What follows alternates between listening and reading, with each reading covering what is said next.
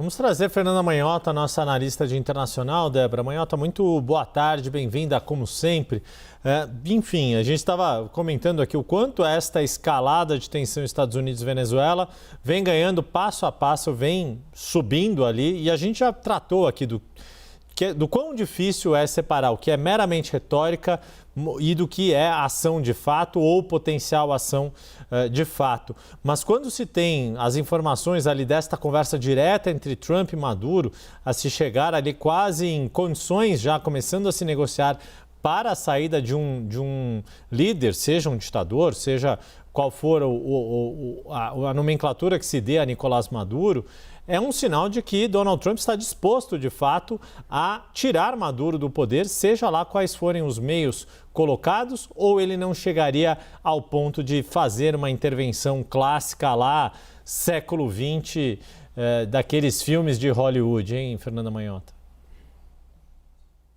Oi, Yuri, boa tarde a você, a Débora, a todos que nos acompanham. Yuri, sempre lidando com a administração Trump, o imprevisível é o nosso melhor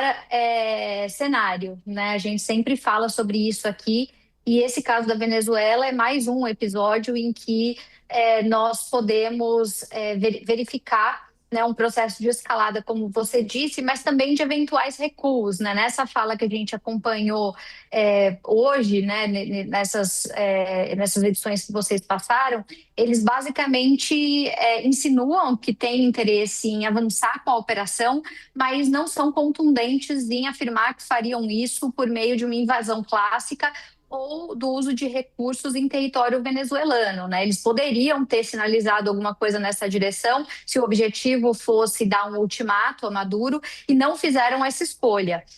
Deixaram no campo da ambiguidade a interpretação do que significaria justamente uma ação por terra. Pode ser uma ação por terra na Venezuela, do tipo intervenção clássica,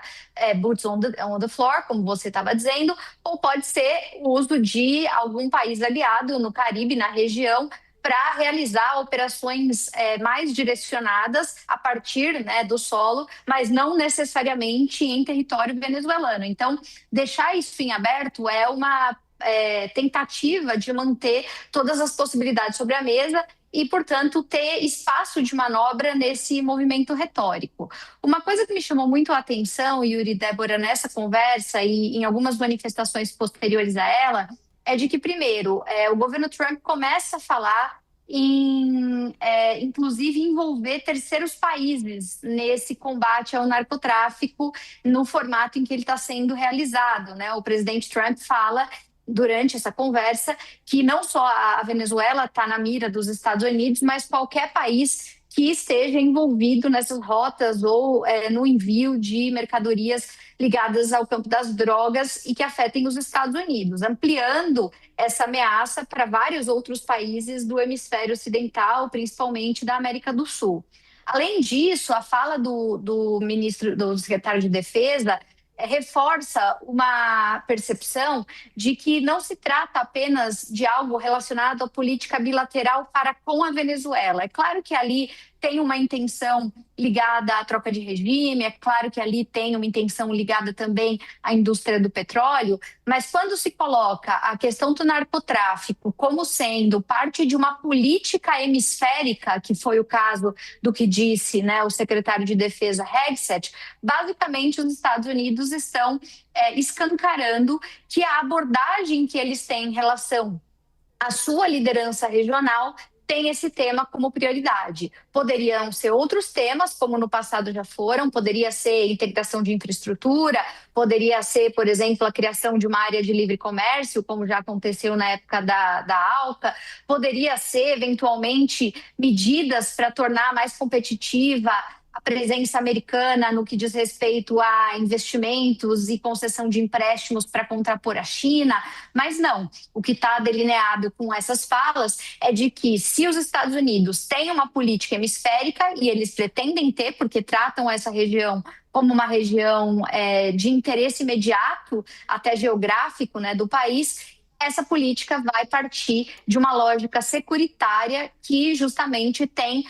o narcoterrorismo, como eles estão tratando, como eixo central. E isso redesenha, Yuri e Débora, a própria tratativa dos países da região com relação aos Estados Unidos, dado que o Agenda 7 passa a ser esse para todo mundo. Quer dizer, eles estão dizendo de um lado, olha,